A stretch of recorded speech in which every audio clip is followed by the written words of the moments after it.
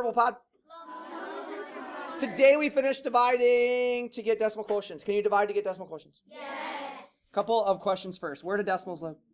Between 0 and 1. What does this symbol mean? Less than. Say that again. Less than. Less than. In a division problem, what's this? Dividend. What's the answer? Quotient. What does the splitting? Divisor. All right, here we go. Big note here. You can always add a 0 to the end of a decimal and not change its value. Ladies and gentlemen, this is a decimal number, yes? Yes. I added a 0 at the end of it. Is it still the same in these two situations? Yes. I added a second 0, I mean. Is it still the same as this and as this? Yes.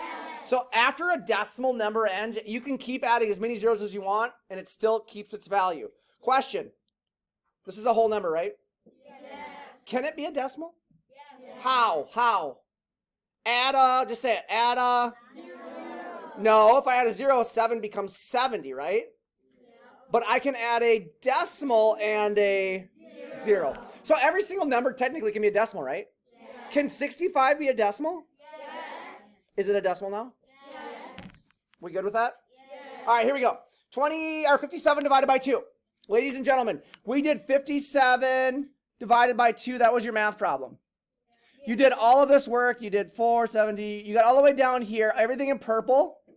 You ended up with 1 left over, yes? Yes. We could have said 28 remainder 1. I said we can't do remainders. You could have said 28 and 1/2. I said we can't do mixed numbers. Instead, I said I want a decimal quotient, right? Yes. How do we do a decimal quotient? Or what do I need to add to my number inside the box in order for it to be a decimal quotient, Omar? We have to add a decimal point and 3 zeros.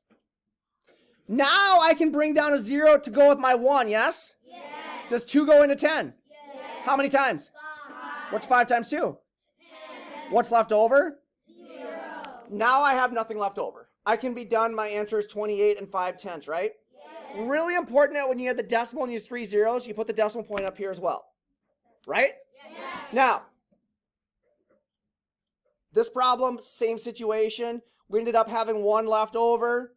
1 left over. We added a decimal point and 3 zeros so we could bring down a 0, right? Yes. This problem, same situation, but instead we kept using the zeros because we kept having leftover numbers, right? Yes. We still even have a leftover number after we use all 3 of our zeros. Yes. I told you though, it is okay to round to the nearest Hundredths. if you used all of your zeros. So if you use all your zeros, you can round to the nearest. Hundredths. Am I making sense? Yes. You guys feeling good about this? Yes.